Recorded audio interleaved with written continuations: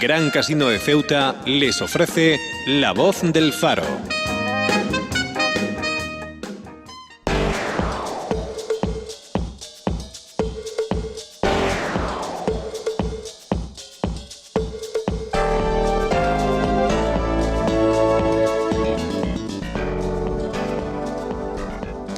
Buenos días de nuevo a este martes 17 de noviembre. Aquí empieza la entrevista de La Voz del Faro, que como le había anunciado antes, cuenta hoy, en este martes, con el presidente de nuestra ciudad autónoma, Jesús Viva. Buenos días. Buenos días. ¿Qué tal está?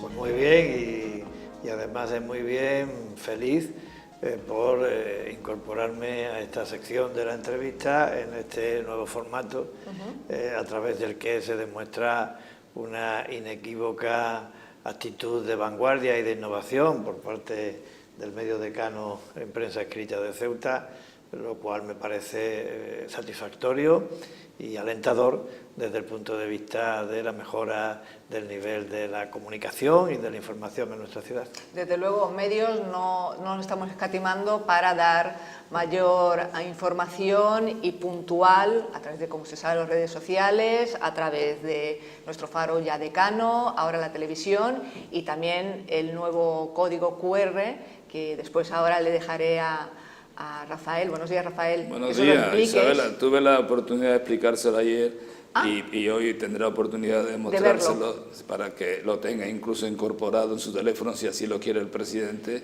y poder ver la noticia al minuto de haberse producido. Bueno, yo creo que hacer la información más asequible y de mayor calidad me parece un factor de progreso de la sociedad, y creo también que la incorporación de las nuevas tecnologías yo creo que es una manifestación inequívoca de voluntad de tratar de aproximar la información y la comunicación, sobre todo a los jóvenes. Eso me parece importante, pero también creo que los que ya somos menos jóvenes también debemos de incorporarnos a estas nuevas fuentes de llegar a la información, porque además te facilitan el que tú puedas tener la información en el momento en que puedes disponer de ella y no sometido a un horario rígido y establecido. Yo creo que esto es un síntoma de dinamismo y de vanguardia para el conjunto de la sociedad. Bueno, pues y aparte de esto nos queda siempre nuestra Rocío Abad y las entrevistas día a día y directas. Una autoridad en la materia. Pero a mí me gustaría, como siempre, recordar que también se escucha por la radio y que estamos en Este es un punto. Es que yo creo que no son incompatibles. Es decir, yo creo que además la radio en particular es un medio que ha resistido compitiendo de una manera eficaz a cualquier incorporación. Decían cuando vino la televisión, ten en cuenta que por mis años lo puedo opinar, ¿no? Que ya, bueno, la televisión va a acabar con la radio y la radio está ahí. Ha llegado Internet y la radio está ahí. Es verdad que quizás ahora más en el componente de tertulia, de análisis, sopesado, de reflexión, pero la radio sigue estando ahí. Tiene una magia especial. Y ahora mismo estamos en directo en radio. Efectivamente. Bueno, pues como apuntaba Rocío, Grupo Faro, como saben, el decano, el Faro de Ceuta, COPE Ceuta, 8 de 8 de su FM, Rafael, el Faro TV, www.farodigital.es, las redes sociales y al final nuestro código QR. Dicho esto, os dejo a los dos al presidente Juan Vivas. Muchas gracias. Bueno, pues a mí me gustaría empezar, pues mañana tenemos el debate inicial de los presupuestos, un documento que fue presentado después de su aprobación en el Consejo de Gobierno la semana pasada, 295 millones de euros de presupuesto consolidado, y yo creo que sobre todo si se destaca por algo es porque se recupera, ¿no?, ese pulso inversor que durante los años más duros de la crisis pues había tenido que estar muy restringido. Ya teníamos la valoración de la consejera de Hacienda, de Susana Román, que era quien lo presentó y quien lo va a defender mañana ante la Asamblea, pero también me gustaría preguntarle al presidente, bueno, pues ¿en qué cambia el presupuesto de este año con respecto a los presupuestos de años anteriores, salvando esa excepción, ¿no?, también de la inversión, y cómo vamos a ver ese presupuesto funcionando el año que viene? Bueno, yo creo que la consejería, bajo la dirección de la titular, de Susana Román, han hecho un trabajo extraordinario y durante mucho tiempo. Quiero decir que mañana se da el primer paso formal para su aprobación, la aprobación inicial, pero detrás de esa aprobación inicial hay muchos meses de dedicación y de esfuerzo dirigidos por la Consejería de Hacienda, pero que en realidad afecta a todo el ámbito del Gobierno. Y yo creo que a su vez también estos presupuestos son la consecuencia de la política rigurosa en materia presupuestaria que ha llevado el Gobierno de la ciudad durante estos duros y difíciles años de la crisis económica y de la crisis financiera y de la crisis presupuestaria. Le voy a poner un dato encima de la mesa para que nos hagamos una idea de la diferencia. Yo creo que el año más difícil desde el punto de vista presupuestario de todos los que hemos tenido fue 2012. Acababa de terminar la anterior legislatura del Estado, llegaba un nuevo gobierno que se vio obligado a realizar una operación de ajuste como yo creo que nunca se había llevado a cabo en toda la historia de España. Una operación de ajuste que al final ha sido determinante para que España no se viera abocada al rescate y para que no se pusiera en situación de quiebra las prestaciones que configuran el estado del bienestar de todos los españoles. Bien, pero en ese momento del año 2012, lo digo abiertamente, la ciudad de Ceuta no tenía crédito, ni la ciudad de Ceuta ni muchas otras administraciones públicas, y el poco que tenía era al 7%. Hoy en día, gracias al trabajo que desde 2012 se realizó, entre todos, pues la ciudad de Ceuta y muchas otras instituciones españolas tienen crédito y ese crédito se retribuye al tipo del 1%, incluso por debajo del 1%. Yo creo que esto de alguna manera describe el gran cambio que se ha producido. En el presupuesto de la ciudad, y este presupuesto para el año que viene lo recoge, pues yo creo que también se traducen las consecuencias, los frutos de ese enorme esfuerzo. La ciudad ha conseguido, la ciudad de Ceuta, porque no tenía más remedio que hacerlo y porque era conveniente, la ciudad ha conseguido reducir en 39 puntos el nivel de endeudamiento, que se dice por pronto, prácticamente en dos años y algo, desde 2012 hasta aquí.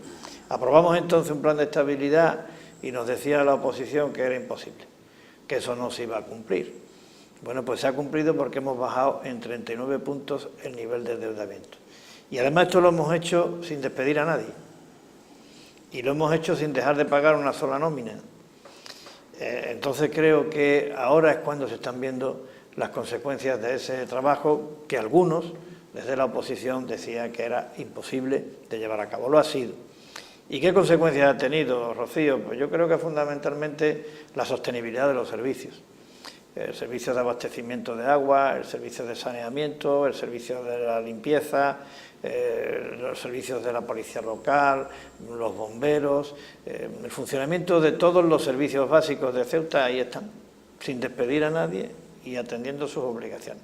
Al mismo tiempo de eso hemos incrementado notabilísimamente el esfuerzo en atender a las personas, a las familias que como consecuencia de la crisis se han visto más perjudicadas. Y al mismo tiempo de eso también estamos haciendo una apuesta seria por favorecer el desarrollo económico de nuestra ciudad hasta los límites que tiene la Administración.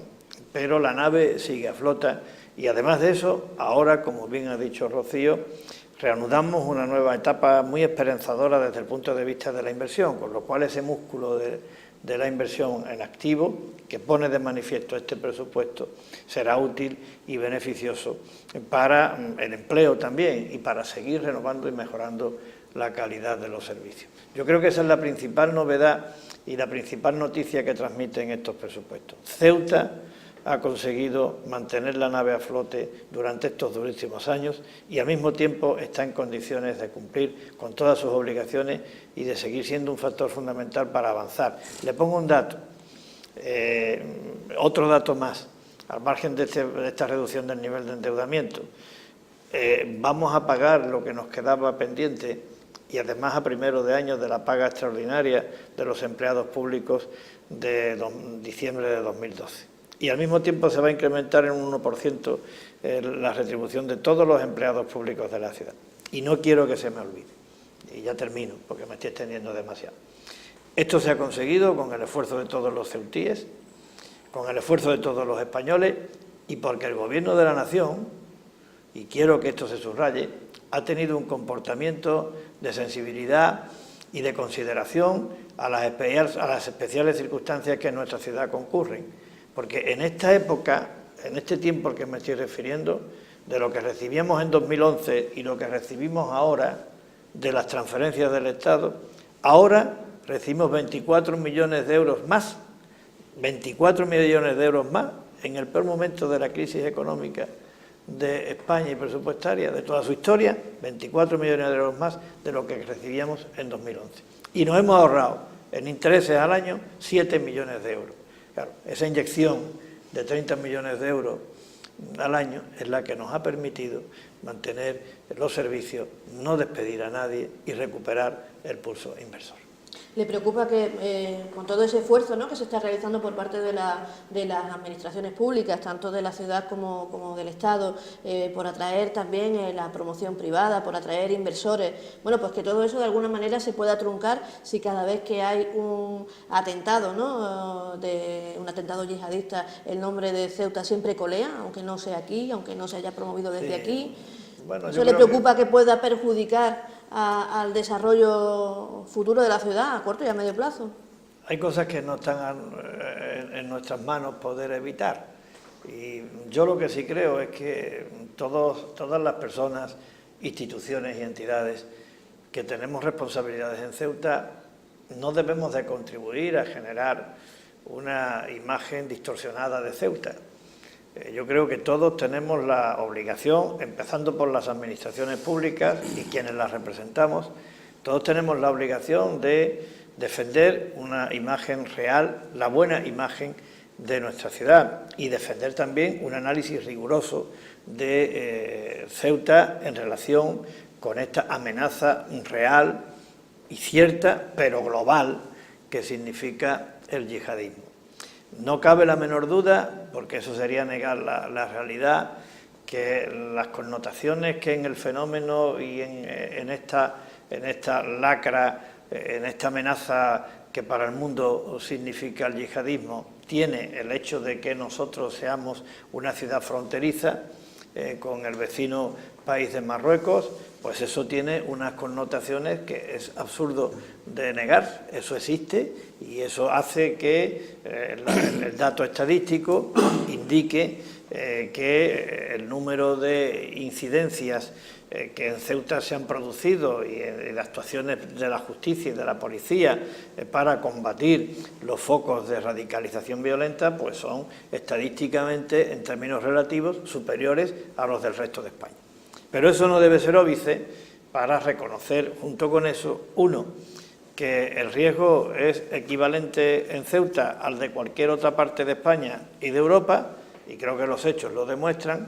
Dos, que la existencia de focos de radicalización violenta también se da, como en Ceuta, en el resto de España y en el resto de Europa. Y tres, porque esto ya además de ser incierto es que no sería justo, pues que la inmensa mayoría, estadísticamente yo diría la totalidad, porque el porcentaje que no entraría cubierto por esta afirmación que ahora voy a hacer sería ridículo, la inmensa mayoría de los ceutíes y también la inmensa mayoría de los ceutíes musulmanes son personas que están en contra de la violencia, son personas que están en contra de la radicalización, son personas que están absolutamente en contra del terrorismo y son personas que están absolutamente en contra de que se utilice la religión como vehículo para fomentar el odio, la violencia o el fanatismo. Esto es una realidad. Y además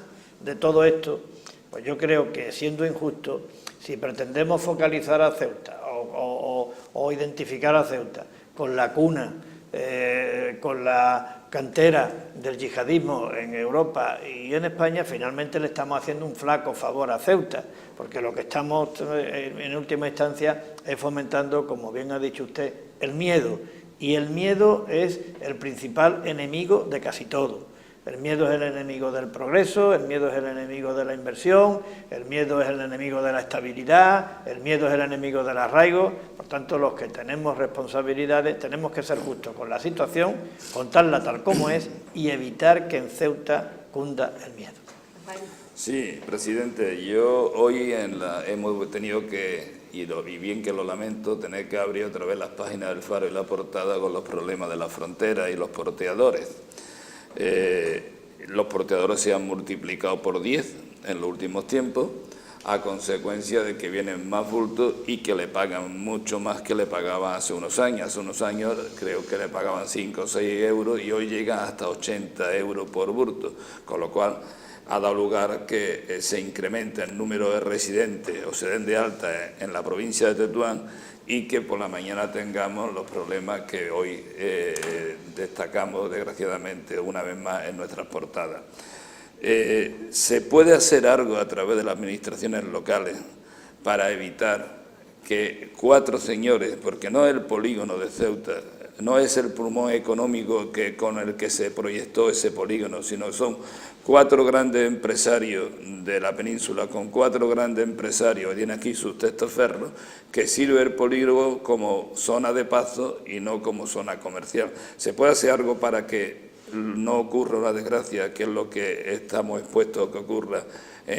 Por ejemplo, como yo ponía hoy en La Voz del Faro, reteniendo los camiones y despachando, por ejemplo, 1000 bultos diarios por parte de la aduana para tener tiempo suficiente para revisar y, por otra parte, para encarecer que esa mercancía no venga directamente del puerto al testaferro, al suelo y se lo lleven los porteadores?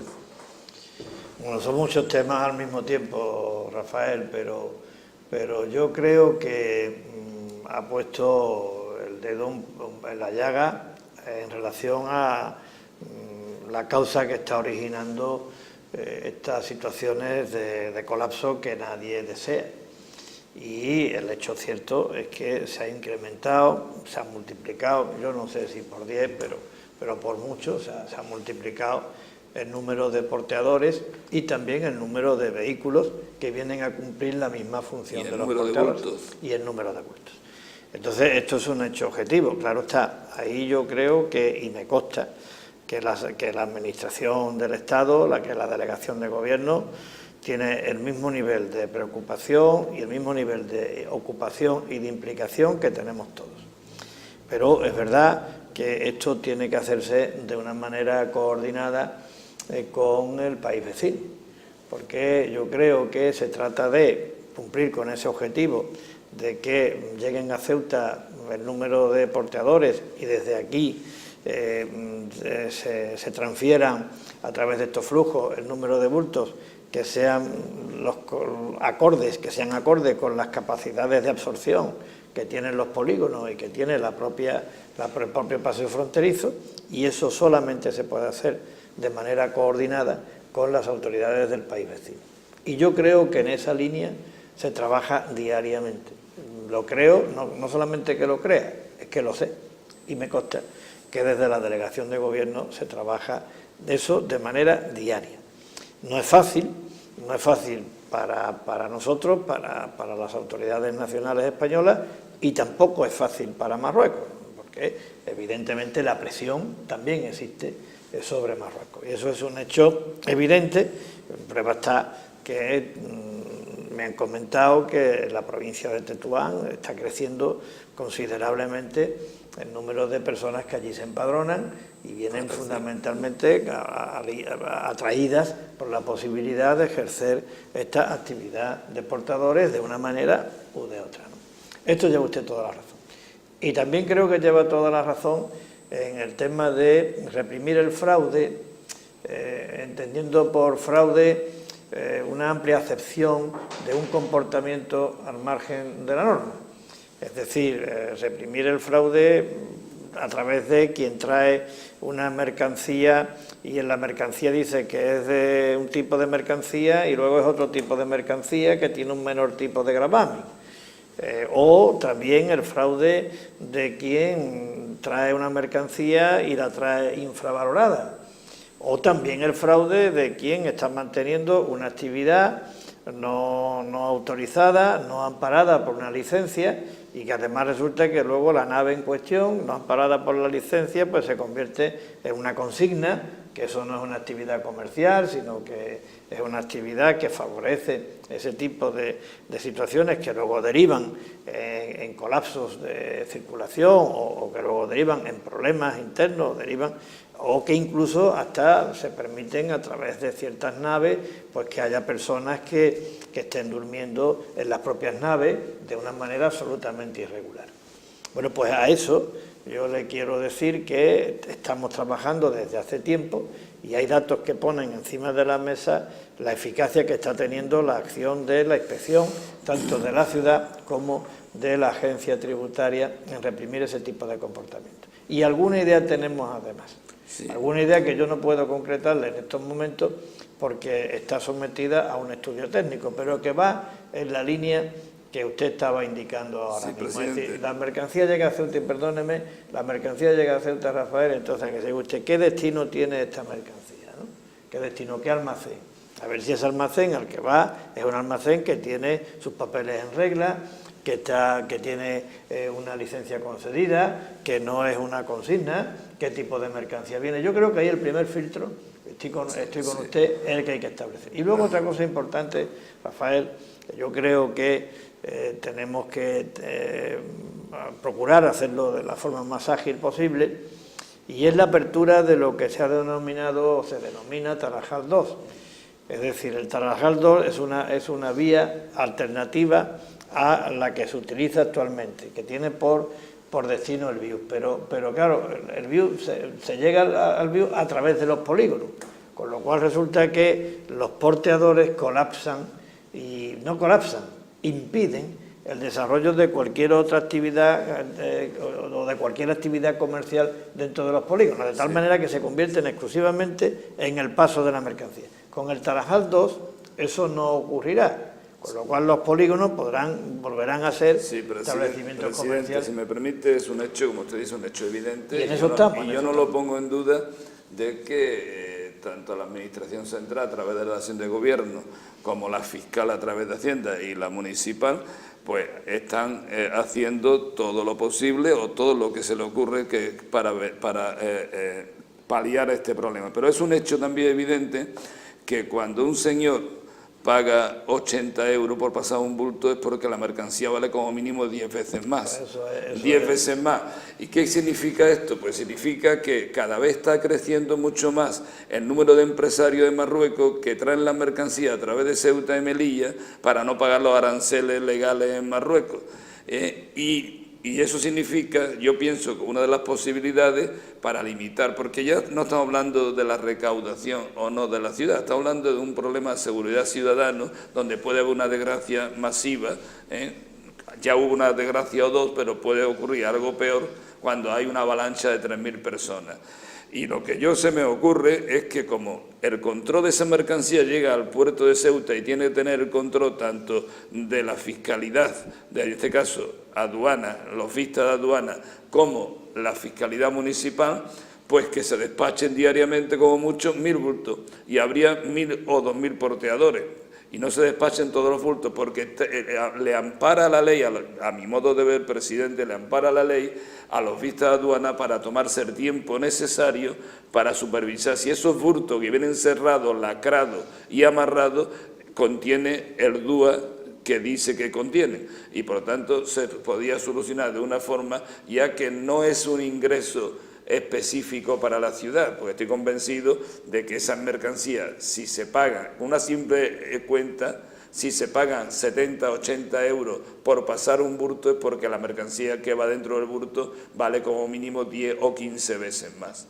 Sí, evidentemente eso es una reflexión que está amparada por el sentido común y por la lógica, pero no podemos limitar, legalmente no tenemos atribución para limitar el número de despachos. Es decir, esa es una posibilidad que no permite, claro, que no permite, porque además eso luego originaría una cola y puede que en la cola se vieran perjudicados importadores de Ceuta que no tienen nada que ver con esa práctica a la que usted se está refiriendo, que todo apunta a que se está produciendo. Eso es un hecho porque, claro, si se paga por el bulto lo que usted dice, cuánto valor tiene que tener el bulto para poder pagar eso. Claro, eso es un hecho evidente. Y también es un hecho evidente que donde eso se puede controlar de manera eficaz es en el origen. Por eso le estoy diciendo que lo que tendríamos es que actuar de manera selectiva. Y es lo que ya viene haciéndose, porque ha habido algunas operaciones, yo no estoy autorizado porque tendría que señalar nombres de entidades importadoras y no lo quiero hacer, no debo de hacerlo, pero ha habido algunas actuaciones muy relevantes por parte de los servicios de inspección en colaboración, estos servicios de inspección de la ciudad con los servicios de inspección del resguardo de aduanas de la Agencia Estatal Tributaria. Pero evidentemente ahí es donde está el asunto, en el origen. Y yo creo que tanto se puede hacer dos vías, una selectiva en función de decir usted que trae esta mercancía, pues de manera aleatoria o de manera en función de determinados parámetros que utilicen los servicios, es decir, pero siempre de manera selectiva, pues se diga, pues este bulto lo abrimos. Y lo abrimos en condiciones. Y este bulto y el camión o el contenedor, pues analizamos exhaustivamente qué es lo que trae. No vaya a ser lo que yo le decía, que me esté trayendo un producto distinto al que usted declara, con un tipo de gravamen mucho más bajo, o me esté trayendo una mercancía que vale el doble de lo que usted declara. Sin lugar a duda, presidente, eso está ocurriendo. Claro, pues. Eso está ocurriendo porque lo que hacen los comerciantes estos marroquíes, que han montado una sociedad aquí satélite o un testaferro para que reciba la mercancía, es que un producto, por ejemplo, de China, que tiene en Marruecos un arancel del 70%, aquí igual por un 10% entre porteadores y lo que paga en ICI, se están ahorrando un 70 o un 60%. Y eso se está incrementando cada vez más. O sea, no es casualidad que vayan creciendo el número de porteadores, es porque crece la demanda, y porque crece la demanda porque llegan más mercancías a Ceuta. Claro, pues por eso vamos a intensificar tanto los valores de la mercancía como el tipo de mercancía. Y luego otra tercera cuestión, que es la que yo le digo, el destino de la mercancía. Pues claro, yo entiendo, y lo digo con todo respeto a todo el mundo, y sin que esto signifique de ninguna manera quebrantar ningún principio acerca del libre establecimiento, es decir, de la libre empresa. No es lo mismo el que esté importando una empresa de Ceuta establecida, que tiene todos sus papeles en regla, toda su documentación en orden, todas sus licencias, que esté importando por lo que usted dice. Alguien que ni siquiera está en Ceuta, que tiene aquí o que actúa en Ceuta a través de testaferro, que igual no tiene ni licencia de apertura ni nave del establecimiento, ni nave, no es lo mismo. Entonces, cuando llegue el camión, es lo que estamos estudiando, incorporar eso a la ordenanza, decirle, ¿esto dónde va? ¿Quién lo trae? ¿Y dónde va? Y en función de eso también aplicar las correspondientes medidas de inspección, incluso el propio seguimiento de la mercancía hasta su lugar de origen. Yo creo que ahí tenemos que aplicar medios, tenemos que intensificar los esfuerzos y no le quepa la menor duda que es lo que vamos a hacer las dos administraciones, la ciudad y la delegación de gobierno. Sí, hace un año aproximadamente ya se anunciaba por parte del entonces consejero de Hacienda un plan de choque. Y lo hicimos, Rocío, firmamos un protocolo con la agencia tributaria y ya digo que ha dado resultados. Eso es lo que comentaba antes, ¿no? Porque, hombre, es que nada más que hay que ver las cifras de recaudación, cómo se están incrementando. Ajá. Es decir, las cifras de recaudación del IBS importación están incrementando notablemente y están incrementando en gran medida como consecuencia de la revisión de valores. Nosotros además creo que hemos establecido precios de referencia de tal manera que determinado tipo de productos no se pueden importar en Ceuta por debajo del valor de referencia. Claro, si te están trucando porque te están diciendo que traen una cosa y lo que viene es otra, ahí es más difícil. Pero para eso hay que abrir el bulto y en eso estamos y el plan de choque se aplicó y funcionó. Que hay que intensificarlo, que hay que ampliarlo, que hay que también incorporar esa otra componente del destino, pues también estamos en condiciones y con la voluntad de llevarlo a cabo. A mí me gustaría volver otra vez un momento al tema presupuestario, porque mañana en el debate, bueno, Caballa anunciaba ayer a través de su portavoz, bueno, pues que le había dirigido un escrito en el que se le solicitaba, bueno, pues un informe del interventor, de acuerdo con de alguna manera, pues para verificar no sé si es la palabra, que los cambios que se han producido en la base 19 del presupuesto, esas 3 excepciones que se han establecido para los contratos menores, bueno, pues estén, estén dentro del ámbito de la legalidad, que no se pueda incurrir en ninguna irregularidad. Él advertía, de alguna manera, el portavoz a los diputados del Pleno mañana en lo que voten, ¿no? No sé si teme, ¿no?, que esa denuncia por prevaricación, si ese informe del interventor no era consecuente con ese cambio en la base de la modificación de los contratos menores. No hay ningún inconveniente para que informe el interventor.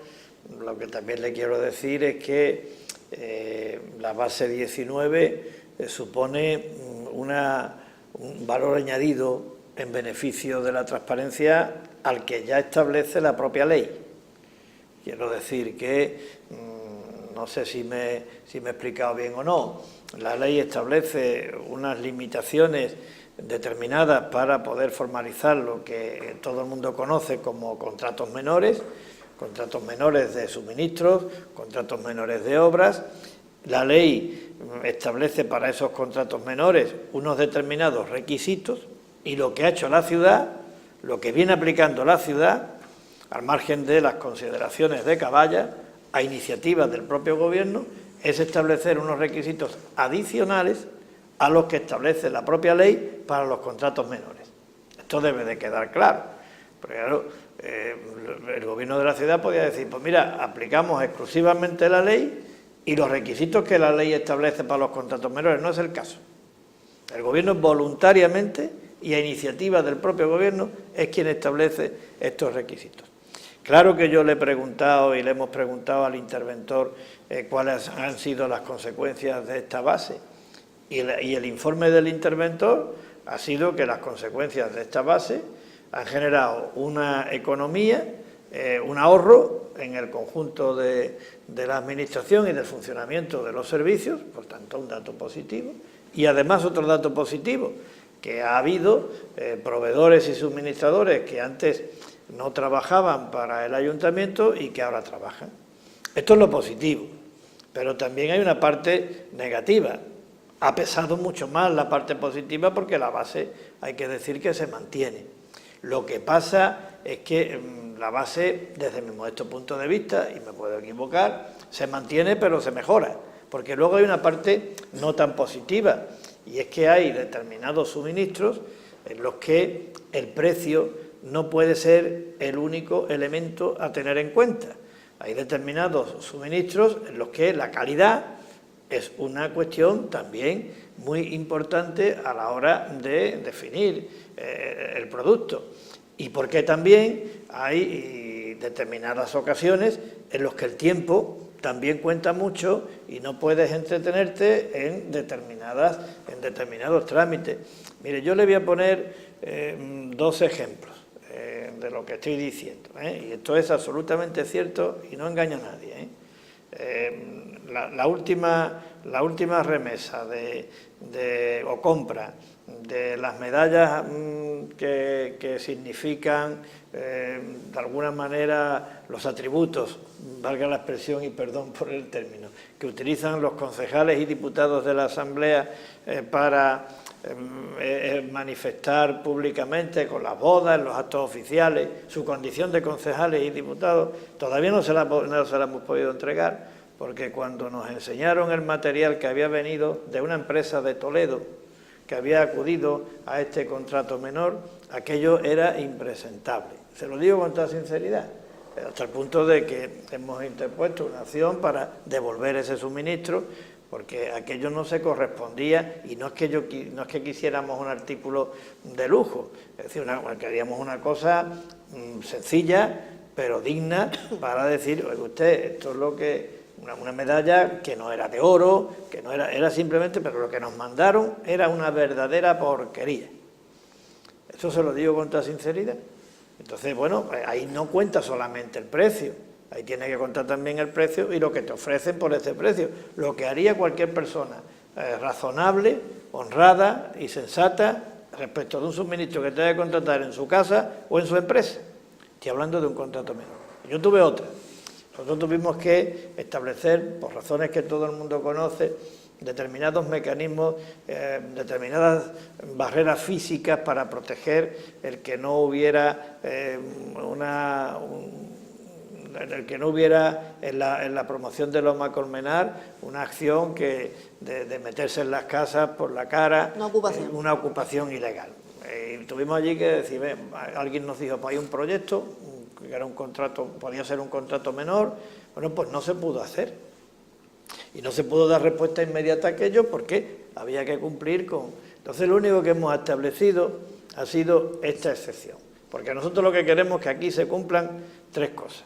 Una, que pueda acudir todo el mundo, transparencia. 2, que la ciudad obtenga el mejor precio posible, a unos niveles de calidad aceptables. Y 3, y también lo digo abiertamente, y 3, cumpliendo con la ley, no quiero que desde aquí alguien me tache de que estoy vulnerando la ley o tengo intención de hacerla. Pero la tercera cosa es que también los empresarios locales, todos, no los pocos, sino todos los empresarios locales, pues tengan condiciones de suministrar y prestar servicio a los servicios y suministros que demanda el ayuntamiento. Quiero que se quede en Ceuta.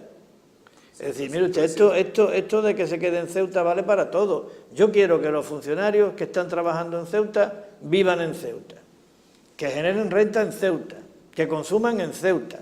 Y también quiero que el consumo que haga la administración de la ciudad de Ceuta tenga por destinatarios los empresarios de Ceuta, sin exclusiones, Rocío, sin exclusiones, pero que en lo posible eso sea así, presidente, cumpliendo con la ley, evidentemente. Presidente, disculpe, Rafael, nos quedan 5 minutos, presidente, le agradecería que fuera un poco más... Claro, voy a ser muy breve. Presidente, usted acaba de decirlo, hay una ley que pone unos límites.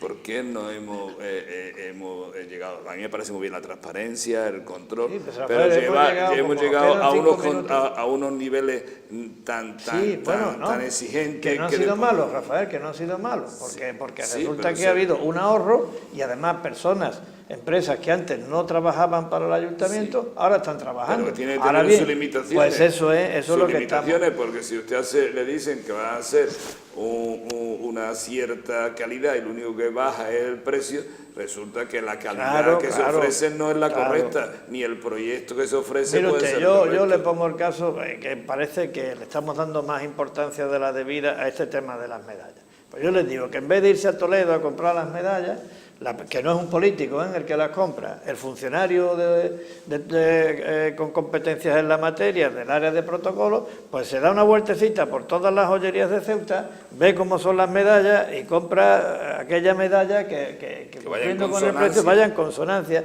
Para eso está previsto la contratación de los gastos menores. Entonces no podemos perturbarla, no podemos distorsionarla. Y la base se mantiene, pero se mantiene perfeccionándola al objeto de que podamos disfrutar de las ventajas de la misma, pero también podamos evitar los perjuicios. Creo que estamos en los 5 minutos. Estamos en 5 minutos. Voy a quitarle a los informativos 1 minuto, porque tenemos dos preguntas que Rocío le quiere hacer y que creo que es importante para que nos escuche.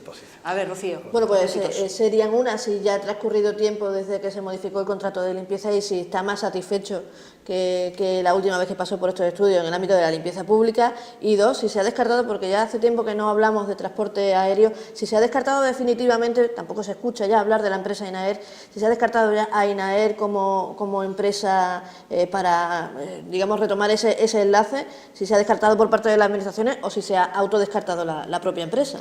En la limpieza hemos dicho muchas veces que ha habido un esfuerzo de ahorro muy considerable, del 20 y tantos % del presupuesto. Eso tuvo un impacto. La ciudad trató de recuperar parte del terreno perdido una vez que las condiciones económicas lo permitieron, incrementando en un 10% el esfuerzo en medios y en personal, en horas de trabajo. El resultado de este incremento consideramos que ha sido positivo, pero también consideramos que tenemos que seguir mejorando el nivel de servicios de acuerdo con el plan que al respecto tiene establecida la Consejería de Medio Ambiente y su titular, que me consta está muy encima de este asunto. En cuanto a INAER, INAER nos ha comunicado a la ciudad de una manera abierta que ellos estarían dispuestos a llevar a cabo la operación, pero siempre que alguien se hiciera cargo de la comercialización del producto, o lo que es lo mismo. Ellos estarían dispuestos a prestarles los servicios completos a una empresa que asumiera el riesgo económico y comercial de la operación. Las cifras son muy importantes, la ciudad no está en condiciones de poder asumir ese riesgo de comercialización, ni puede, ni creo que debe. Entonces, bueno, lo que estamos es a la expectativa de que surja un proyecto técnica y financieramente solvente. No es fácil, tampoco creemos que sea imposible. Es más, yo creo sinceramente que esto no con una expectativa de mucho beneficio, pero para cubrir holgadamente el umbral de rentabilidad y obtener un cierto beneficio, creo que da. Como eso es así, lo que estamos esperando que venga alguien que diga, oiga, yo he analizado la situación, tengo la capacidad financiera y técnica necesaria y asumo este riesgo. Yo espero que se produzca y nosotros tenemos, tanto nosotros como el Ministerio de Fomento, como la Delegación de Gobierno, pues estamos con los brazos abiertos porque, como usted comprenderá, consideramos que es un enlace fundamental. Presidente, se nos ha quedado por falta de tiempo muchas preguntas. Bueno, otro día. Una fundamental sería el transporte marítimo y los precios del billete, que tengo mucho interés. Sí, eso yo creo que eso requiere de un tratamiento. Y ha habido un debate otro día y yo creo que casi otro día podemos hablar casi en exclusiva yo creo que ese tema. Así que la emplazamos cuando usted tenga su agenda, se lo permite, a que pueda otra vez acompañarnos y tratar los temas que se han quedado en el tintero. Aquí me tienen a su entera disposición. Quiero un titular suyo, presidente. ¿Caballo ganador la terna que presenta Senado y Congreso? Hombre, yo creo sinceramente que es la mejor candidatura que se presenta a estas elecciones. Alguien pensará, bueno, lo dice de una manera subjetiva. Yo hago un esfuerzo de objetividad y analizo las otras candidaturas y respetando a todo el mundo. Creo que el nivel de compromiso político, el nivel de capacitación, el nivel de formación de nuestra candidatura, de la candidatura del Partido Popular, está por encima de las de los demás, respetando a todo el mundo y sobre todo respetando al ciudadano de Ceuta que el día 20 de diciembre emitirá su voto. Pero además de esto, que afecta a las personas, creo que llevamos el aval de que estamos representando a un proyecto político que tiene muy clara la defensa de la unidad de España, la defensa de la españolidad de Ceuta, la defensa de la solidaridad y la defensa de Ceuta. Es decir, no ha habido ningún partido político que haya tenido la sensibilidad con Ceuta que ha tenido el Partido Popular.